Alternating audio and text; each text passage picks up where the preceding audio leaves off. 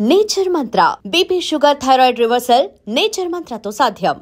మీరు గతంలో ఇప్పుడు మీరు స్టార్స్ తో సినిమా చేయను అంటున్నారు కదా, గతంలో మీ దగ్గర చేయను కాదు సార్, స్టార్స్ తో చేయడానికి ఓకే చెయ్యొచ్చు, కానీ కొంతమందిని హ్యాండిల్ చేయగలం, కొంతమందిని నేను హ్యాండిల్ చేయలేను, నా యాటిట్యూడ్ కొత్త. మీ దగ్గర గతంలో మీరు చెప్పారు చాలాసార్లు, రైతు అనే ఒక సబ్జెక్ట్ మీ దగ్గర ఉంది అని చెప్పేసి, అది స్టార్స్ తో వర్కౌట్ అవుద్ది, మంచి బడ్జెట్ కావాలి దానికి, రజనీకాంత్ గారితో అనుకున్నా అన్నారు. మరి అదేంటి, దాని గురించి మళ్ళీ ఎప్పుడు డిస్కషన్ రాలేదు మీ దగ్గర నుంచి? రైతు అది మరి ఏమైనా చిరంజీవి గారికి ఏమైనా సూట్ అయ్యేదా? ఆయన సూట్ అవుద్దంటే ఇవ్వచ్చు, కానీ ఎప్పుడైనా చెప్పారు ఆ సబ్జెక్ట్ ఆయనకి? అని చెప్పాలి, ఎప్పుడు చెప్పాలి. మరి ఎందుకు ఇంత 150 సినిమా గురించి అంత చర్చలు జరుగుతున్నప్పుడు మీరు ఎందుకు అప్రోచ్ అవ్వలేదు ఆ సినిమా? ఇప్పుడు మనకి హిట్ లేనప్పుడు అప్రోచ్ అయితే కాలిపోయిన అగ్గిపుల్లలాగా చూస్తారు. మామూలు అగ్గిపుల్లకైనా ఒక వాల్యూ ఉంటుంది, కాలిపోయిన దానికి ఏముంటుంది, అవతల పారేస్తారు, అట్లా చూస్తారు. పోనండి, ఓకే, ఇది పక్కన పెట్టండి, చిరంజీవి గారిని పక్కన పెట్టండి. ఆ సబ్జెక్ట్ ఏమైపోయింది అసలు? ఉంది, ఎప్పటికైనా తీస్తా. స్టార్స్ తోటి అది స్టార్స్తోనే చేయాలి, కానీ 2 లాంగ్వేజ్లో తీయాలి. ఓకే. రజనీకాంత్ గారిని అప్రోచ్ అయ్యారా మరి? రజనీకాంత్ గారితో అప్పుడు డిస్కషన్ జరిగింది, దాని తర్వాత అదే నేను చెప్పే కదా, స్టార్స్తో కొన్ని కుదరకపోతే. మీరు అమీర్ ఖాన్తో 2 సినిమాలు చేసినట్టున్నారు కదా, గులాం అండ్ బాజీ. రెండింటికి కెమెరా మీరు? రెండింటికి కెమెరా. దాంట్లో అప్పుడు ఏంటి, బాజీలో టార్చ్ లైట్ తోటి షూటింగ్ చేశారు ఎయిర్పోర్ట్లో అని చెప్పేసి, అప్పట్లో పెద్ద సెన్సేషన్ అది. అంటే ఏంటి అప్పుడు మీ దగ్గర లైట్స్ అవైలబుల్ లేక చేయలేదా, లేదా అక్కడ హంగామా ఎందుకు అని చెప్పేసి టార్చ్ లైట్ తోటి చేశారా? అలా కాదండి, మామూలుగా అమీర్ ఖాన్ సినిమా అంటే బోల్డ్ బడ్జెట్ ఉంటుంది, బోల్డ్ లైట్స్ ఇస్తారు. వెళ్ళి ఎయిర్పోర్ట్లో చూస్తే, ఎయిర్పోర్ట్ చూసుకున్నాక అక్కడ ఉన్న ట్యూబ్ లైట్లోనే షూట్ చేద్దామని డిసైడ్ అయ్యి, నా దగ్గర అప్పుడు సమీర్ రెడ్డి అనే అసిస్టెంట్ అన్నమాట, ఇప్పుడు కెమెరామెన్ అయ్యాను. వెళ్ళే ట్యూబ్ లైట్లు, ఇండియాలో ట్యూబ్ లైట్లు ఏంటంటే వేడి దేశం కాబట్టి గ్రీనిష్ బ్లూ కూల్ లైట్స్ ఉంటాయి ట్యూబ్ లైట్స్ అన్నీ, అందుకని సేమ్ అదే కలర్లు మనం మ్యాచ్ చేయాలని చెప్పి ఆ బ్లూని గ్రీన్ని కట్ చేయాలంటే పింక్ ఫిల్టర్ వేయాలి కెమెరాలో. పింక్ ఫిల్టర్ వేసి మళ్ళీ వాళ్ళ ఫేస్ లైట్ కొంచెం ఉండాలని చెప్పి మామూలు టార్చ్ లైట్ కొనుక్కొని దానికి కూడా గ్రీన్ లైట్ వేసి తీసాం అనమాట. తీసి ఇద్దరం టార్చ్లు పట్టుకుని తీసాం. ఆ లైట్లు ఇచ్చేవాళ్ళు, ఇది టాక్ స్ప్రెడ్ అయిపోయింది, 2 టార్చ్ లైట్లతో తీశారు సినిమా. కానీ తేరే మేరే సప్నే అనే పేరు కూడా వచ్చేసింది. తేరే మేరే సప్నే మీరు చేశారా? తేరే మేరే సప్నే కూడా నేనే, కానీ దాని టార్చ్ లైట్లు బాజీకి వాడాను. అంటే నాకు తెలిసి మీకు నార్త్లో మంచి రిలేషన్సే ఉండి ఉంటాయి కదా, చాలా పెద్ద సర్కిల్. అంత పెద్ద సర్కిల్ పెట్టుకుని మళ్ళీ మీరు ఇలా తెలుగులో ఉండి చిన్న చిన్న సినిమాలు చేసుకోవాల్సిన అవసరం ఏంటి అసలు? మంచి అమీర్ ఖాన్ లాంటి స్టార్స్ని బట్టి ఆ వేలో ఎందుకు ఆలోచించలేదు, ఎందుకు పోలేదు మీరు? అంటే ఇప్పుడు చాలామంది సక్సెస్ అంటే లైఫ్ సక్సెస్ఫుల్ అంటే పెద్ద స్టార్తో సినిమా తీయాలి, పెద్ద హిట్లు తీయాలి, అప్పుడే లైఫ్ సక్సెస్. అది ఏదో ఒక పిచ్చి క్యాలిక్యులేషన్ అంత. నా లెక్కలో ఏంటి సక్సెస్ అని అంటే, ఐఎమ్ హ్యాపీ ఆర్ నాట్, నేను ఎంత హ్యాపీగా ఉన్నాను, నాకు నచ్చిన పని నేను చేసుకోగలుగుతున్నానా లేదా. ఇప్పుడు పెద్ద స్టార్తోనే సినిమా తీసి వాళ్ళు రాగానే లేచి నుంచుని సీన్ ఏంటి ఇట్టుంది, ఈ డైలాగ్ మార్చండి అంటే మార్చి, ఇక్కడ కూర్చొని నేను అక్కడ నుంచి చేస్తానంటే ఓకే బాబు అని, అలా నా వల్ల కాదు. అది హ్యాపీనెస్ కాదు, అది సక్సెసే కాదు నాకు. అంటే నేను చచ్చిపోయినట్టు ఆ రోజు. అలా చేయకూడదు, మనకు నచ్చినట్టు మన దీంట్లో సినిమా తీయాలి. ఇప్పుడు పెద్ద పెద్ద సినిమాలు తీసే నాకు తెలిసి ఏ డైరెక్టర్ తనకు నచ్చినట్టు తీయడు, ఇంకోళ్ళకి నచ్చినట్టు అందరినీ సాటిస్ఫై చేస్తే తీయాలి. అలా నేను చేయలేను, that's not success for me. వాళ్ళకి అదే సక్సెస్. నాకు డబ్బులు. హిందీలో ఆ కల్చర్ ఉండదు, మన తెలుగులో ఉన్నంత కల్చర్ అయితే ఉండదు డెఫినెట్ గా. హిందీలో భలే హ్యాపీగా ఉంటుంది. మరి ఎందుకు ట్రై చేయలేదు? అది ఎందుకని అంటే ఎక్కడికి వెళ్ళినా కూడా ఇప్పుడు మీరు అనుకున్న ఎక్స్పెరిమెంటల్ సినిమాలని అక్కడ వర్కౌట్ అయ్యే ఛాన్స్ ఎక్కువ. అంటే నేను ఆమెకి కథ చెప్పాను, తను ఏంటంటే ఫుల్ బైండ్ చేసేమన్నట్టు. అది మొత్తం ఇప్పుడు ఇంగ్లీష్లో టైప్ కొట్టి బైండ్ చేసి ఇవ్వాలి, అంత సోదని వదిలేసి. ఫర్ రిలీజ్ బిఫోర్ ఫంక్షన్లో అన్నారు, నేను ఇండస్ట్రీ అంతా 2 కథలు తిరుగుతున్నాయి, అది చాలామంది అడుగుంటారు మిమ్మల్ని. అంటే ఏంటి అట్లాంటి కాంట్రవర్సీ స్టేట్మెంట్స్ ఇస్తుంటారు కదా, అంటే ఇండస్ట్రీ అంతా ఒకవైపు అయిపోతుంది, నేను ఒకవైపు అయిపోతున్నాను అనే భయం మీకేం ఉండదా అసలు? ఏంటి అసలు? అంటే ఇండస్ట్రీ అంటే ఇంకోటి ఉందా? నేనే కదా మీరు ఇండస్ట్రీయా? ఓకే. ఎందుకు, ఏం కాదు ఇండస్ట్రీ అంటే ఏంటి అంటే నాకు తెలిసి ఈ టైప్ ఆఫ్ కాంట్రవర్సీ స్టేట్మెంట్స్ నాకు తెలిసి మీరు నువ్వు సక్సెస్లో ఉన్నప్పుడు అంటే నువ్వు నేను జిఎన్ టైంలో పెద్దగా మీ నుంచి రాలేదని నేను అనుకుంటున్నాను. అంటే ఇప్పుడు ఏదో ఇంకా మన లేదు టైం లేదు ఎట్లా పెద్ద హీరోలు మనకి డేట్స్ ఇవ్వరు అని చెప్పేసి కాంట్రవర్సీ స్టేట్మెంట్స్ ఇస్తున్నారా, లేకపోతే అప్పుడు కూడా ఇచ్చేవాళ్ళ మీడియా లేకపోవడం వల్ల మాకు తెలియలేదా? నేను ఎప్పుడు ఇంతేనండి, హిట్ ఉన్న ఫ్లాప్ ఉన్న మారే టైప్ కాదు. మీకు అనిపిస్తుంది నేను మారుతాను? మీరు మారని అనుకోలేదు. నేను మారను. మీకు రామ్ గోపాల్ బై బర్త్ వచ్చిన డిఫెక్ట్ ఇది కాబట్టి సో దానివల్ల మీకేం ప్రాబ్లమ్స్ రావట్లేదు ఇండస్ట్రీలో? ఏమొస్తాయి, మహా అయితే సినిమాలు చేయమంటారు అంతే కదా. పెద్ద ఇప్పుడు మీతో వాళ్ళు చేసేవాళ్ళు ఎవరున్నారులేండి, పెద్ద హీరోలు అయితే ఎవరు లేరు. ప్రొడ్యూసర్లు కూడా చేయమంటారు అంతే కదా. ఓకే ఓకే అది అవన్నీ కాదు అసలు. ఓకే మీరు ఏ స్టేట్మెంట్లు అయినా వేయండి, మీరు ఎంత క్రిమినల్ అయినా అవ్వండి, తీసిన సినిమా బాగుంటే జనం చూస్తారు, బాగోకపోతే చూడరు. ఆడియన్స్ టికెట్ కొనుక్కుని వచ్చినప్పుడు ఆడియన్స్ సైకాలజీ వేరే ఉంటుంది. టికెట్ కొనుక్కొని లోపలికి వస్తారు, ఇది సినిమా అనేది ఒక అబద్ధం, పద నన్ను ఎదవం చేసి చూద్దాం అని చెప్పి కూర్చుంటాడు. మరి తెలుసు నేను ఎదవటానికే కూర్చుంటున్నా అని లైట్ లాపంగానే పెద్ద బొమ్మ మీద అట్టా అవ్వడంగానే నవ్వుతా చూస్తాడు. అది దాంట్లో వీడు ఏ స్టేట్మెంట్ ఇచ్చాడు, ఆ హీరో ఎవరిని బిల్ చేసుకున్నా ఏం ఆలోచించరాదు. వచ్చేది 2.5 గంటలు నన్ను పక్కా ఎంటర్టైన్మెంట్ ఇవ్వు అంటే. ఎంటర్టైన్మెంట్ అంటే ప్రస్తుతం తెలుగు ఇండస్ట్రీలో ఉన్న ఎంటర్టైన్మెంట్ అంటే కామెడీ అంటేనే ఎంటర్టైన్మెంట్ అనుకుంటున్నారు. కాదు, ఎంటర్టైన్మెంట్ అంటే నవరసాలు ఉంది. నన్ను నవరసాల్లో నన్ను ఎమోషన్గా నన్ను ఇది చేయని చెప్పి కూర్చుంటాడు. వాళ్ళకి ఏం లెక్క ఉండవు. అంటే నేను అనేది ఏంటంటే సార్, అంటే లౌక్యం అంటే ఇండస్ట్రీ అంటేనే లౌక్యం కదా. ఇప్పుడు సపోజ్ మీకు నచ్చినా నచ్చకపోయినా ఏదో కొంచెం ప్లాస్టిక్ నవ్వు పడేసి ఏదో ముందుకు వెళ్ళిపోవడం అదే జరుగుతుంది ఇండస్ట్రీలో. పెద్ద మీలా స్ట్రైట్ ఫార్వర్డ్ ఉంటే వర్కౌట్ కాదు నిజానికి. బట్ అది అలాంటి దాన్ని ఎలా బ్యాలెన్స్ చేస్తున్నారు అంటే వద్దనుకుంటున్నారా ఇండస్ట్రీ ఏంటి అసలు? ఇండస్ట్రీని నేను వద్దనుకోవటం అట్లా ఉండదు. అంటే లౌక్యం అన్నది కంపల్సరీ కదా ఇక్కడ. అలా లౌక్యం లేకుండా మీరు ఇండస్ట్రీ నాదండి, మళ్ళీ ఇండస్ట్రీని మేనేజ్ చేయటం ఇండస్ట్రీ నాదే కదా.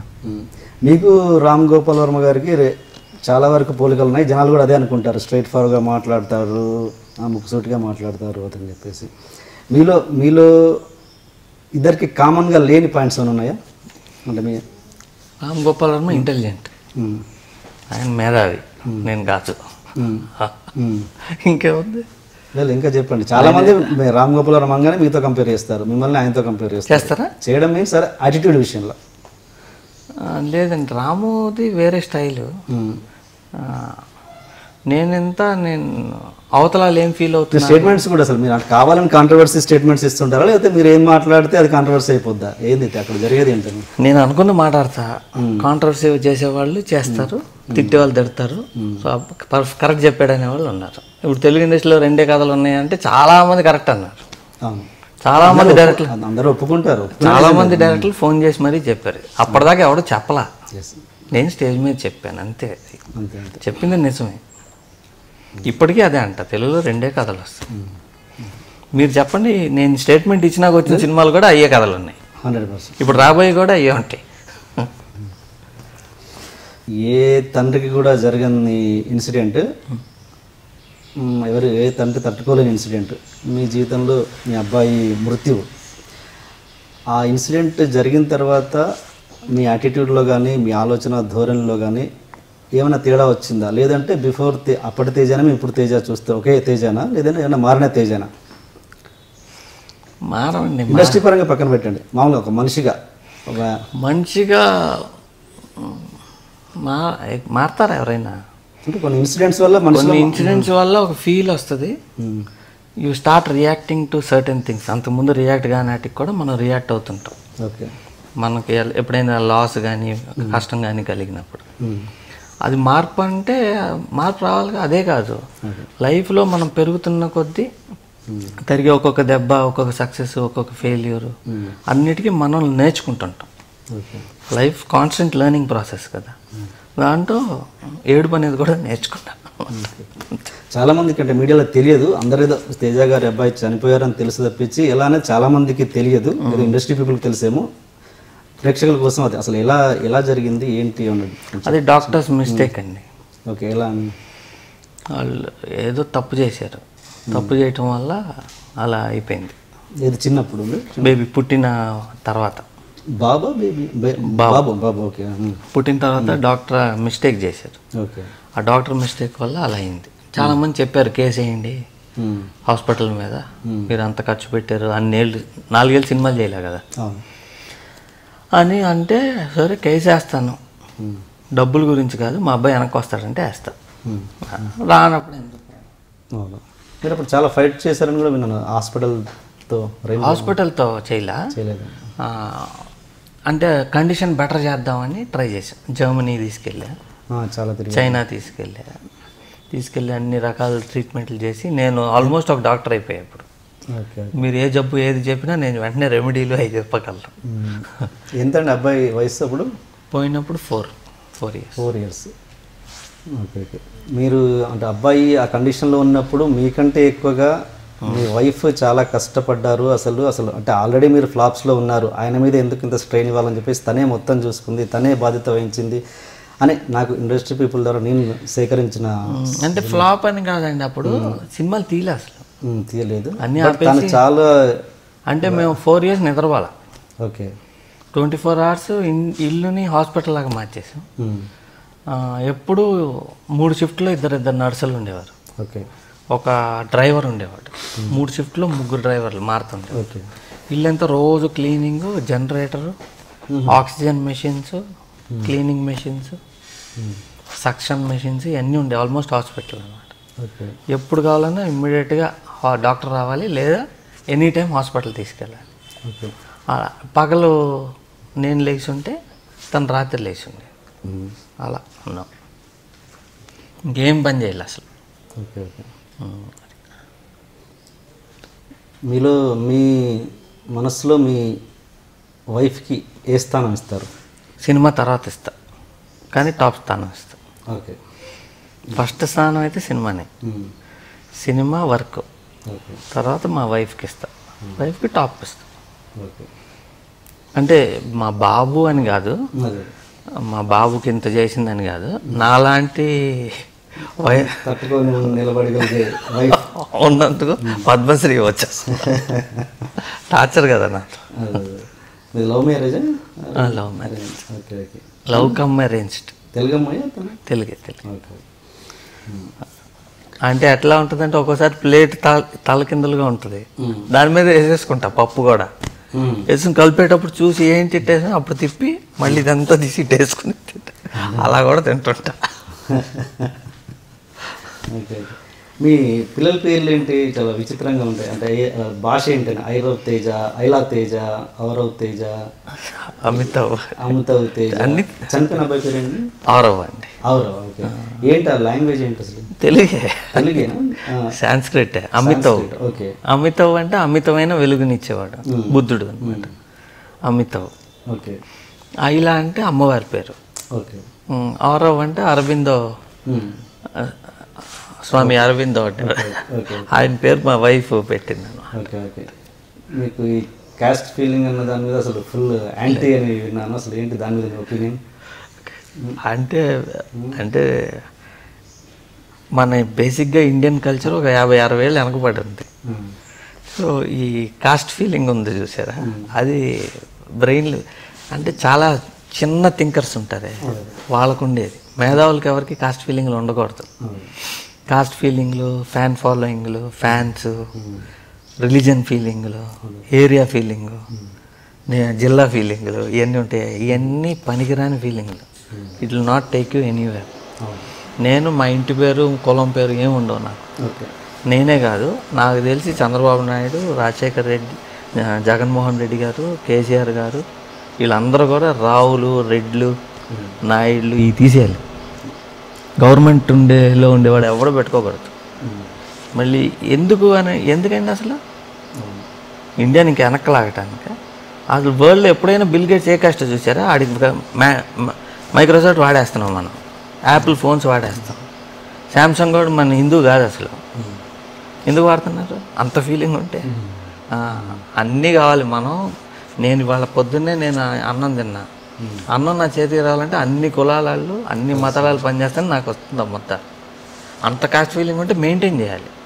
నీ కాస్టోడు పండించిన పంటే తిను, నీ కాస్టోడి దగ్గరే పని చేయి, అట్టా ఉండాలి. నీ వల్ల కాదు అది. కానప్పుడు ఇంకెందుకు, ఓన్లీ పెళ్ళిళ్ళ దగ్గర మాత్రం చూపించుకోవాలనుకుంటే మరీ ఫీల్ అయితే, ఉద్యోగాల్లో అన్నిట్లో చూపించుకుంటుంటే ఎట్టా? అసలు బ్యాక్వర్డ్ థింకింగ్ అంటే. ఇప్పుడు ఈ కాస్ట్ ఫీలింగ్స్ అన్నీ ఎక్కడి నుంచి వస్తాయి? మా కాస్ట్ గొప్ప కాస్ట్ అని ఎట్టా వస్తుంది అంటే, ఇప్పుడు రామ్ గోపాల్ వర్మ గారు ఉన్నారు, ఆయన మేధావి, ఇంటెలిజెంట్, నేను ఒప్పుకున్నాను. రామ్ గోపాల్ వర్మ మేధావి కాబట్టి వర్మ అని పేరున్నాడల్లా గొప్పవాడంటే అది నేను ఒప్పుకున్నాను. ఇప్పుడు రామారావు గారు ఉన్నాడు, ఆయన ఒక పర్టికులర్ కాస్ట్లో గొప్పవాడు, ఆయన సీఎం అయ్యాడు, గ్రేట్. కాబట్టి ఆయన కాస్ట్లో ఉన్న మేమంతా గ్రేట్ అంటే ఆయన గ్రేట్, నువ్వు కాదు. సేమ్ ఇది చిరంజీవి గారి ఫ్యాన్స్ ఉంటారు, చిరంజీవి గారు గ్రేట్, ఎస్ నేను ఒప్పుకుంటా, చిరంజీవి గారు చాలా గ్రేట్, కష్టపడి పైకి వచ్చాడు, సూపర్ డాన్సర్, సూపర్ ఎంటర్టైనర్, ఆయన గ్రేట్. ఆయన ఫ్యాన్స్ కాబట్టి మేము గ్రేట్ అంటే నువ్వు గ్రేట్ కాదురా, ఆయనే గ్రేట్. ఎప్పుడు వస్తుంది ఈ ఫీలింగ్ అని అంటే, నాన్ అచీవర్స్ వచ్చినప్పుడు. ఈడేమి సాధించలేడు కాబట్టి నేను ఆయన ముట్టుకున్నా కాబట్టి నేను గ్రేట్, నేను మహేష్ బాబు ఫ్యాన్ని, మహేష్ బాబు గ్రేట్ కాబట్టి నేను గ్రేట్, ఇది వస్తుంది.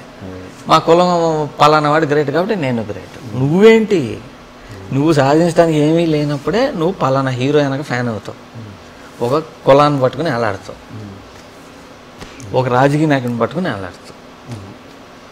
అందరూ మీడియాకర్ సబ్స్టాండర్డ్ జీవులు అనమాట, మనుషులు కాదు వాళ్ళు. ఫీలింగ్ ఉండేవాళ్ళు. మా అబ్బాయి ఉన్నాడు, మా అబ్బాయిని మీరు అడగండి ఏం కాస్టో తెలియదు అది. మీ కుటుంబం ఎంత ఇప్పటి, మీరు చైల్డ్హుడ్లో సిస్టర్ అనాథాశ్రమంలో చేశారు? నాకు ఒక అక్క, ఒక చెల్లి అండి. చెల్లి. అక్క మా ఊర్లో ఉంటుంది, చెన్నై. అప్పటి నుంచి మీరు కాంటాక్ట్ ఉన్నారా? అనాథాశ్రమంలో వేసినప్పటి నుంచి వెళ్ళేవాడిని, వెళ్ళి చూసేవాడిని.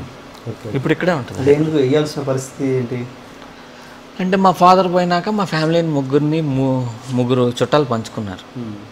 మా అక్క మా అత్తయ్య గారి ఇంట్లో ఉండేది, నేను మా ఒక బాబాయ్ గారి ఇంట్లో, మా చెల్లి ఇంకో బాబాయ్ గారి ఇంట్లో. ఆయన దగ్గర డబ్బులు లేక మెయింటైన్ చేయలేకపోతే తీసుకెళ్ళి స్త్రీ సేవా మందిర్ అని ఒకటి ఉంది, అక్కడ జాయిన్ చేశారు. అక్కడికి వెళ్ళి కలిసేవాడిని. మీరు లైఫ్లో ఎప్పుడన్నా విపరీతంగా ఏడ్చిన సందర్భం ఉందా? అప్పుడు నేను రోడ్ల మీద ఉండేటప్పుడు. ఎప్పుడు? చెన్నైలో ఉన్నప్పుడు గాంధీ అనే సినిమా రిలీజ్ అయింది, అది చూశాను. సెకండ్ షో అయిపోయింది, అలా నడుచుకుంటూ వచ్చా మౌంట్ రోడ్ నుంచి. వచ్చి జమినీ ఫ్లైఓవర్ అని ఒకటి ఉంటుంది, అక్కడ ఒక గుర్రం బొమ్మ ఉంటుంది, దాని కింద పడుకుంది. తెల్లారుజా అవుతా ఉంది, ఇంకా చలి, ఓపెన్ ఎయిర్. ఇంకా అక్కడ పడుకోలేక చలికి ఆ న్యూస్ పేపర్ తీసుకుని అలా నడుచుకుంటూ పాండీ బజార్ దాకా వచ్చి అక్కడ పడుకోవాలనుకుంటే అక్కడ ఒక సైకిల్ రిక్షా ఆగుంది. రిక్షావాడు అక్కడ మెట్ల మీద పడుకుని ఉన్నాడు, చాలామంది పడుకుని ఉన్నారు. నేను రిక్షావాడిని అడిగా, అన్న నీ రిక్షాలో పడుకుంటాను, రిక్షాకి షేడ్ ఉంటుంది కదా, పడుకో అన్నాడు. ఆ షేడ్ లాగి దాంట్లో పడుకున్నాను. ఇటు తిరిగా నాకు నిద్ర రాట్లా. ఎందుకు అనంటే ఆడు కింద ఉండే సీటు ఆడు తీసుకెళ్ళి దిండి కింద వేసుకున్నాడు. ఇంకా పడుకోలేక వెళ్ళి అక్కడ ఇంకో మెట్టు మీద నేను పడుకుని చెయ్యి ఇట్ట పెట్టుకుని పడుకుని న్యూస్ పేపర్ కప్పుకుని మంచి నిద్రలో ఒక ఎన్టీఆర్ పాట, ఎన్టీఆర్ జయప్రద పాట జరుగుతూ ఉంది. అట్లా పడుకుని ఉంటే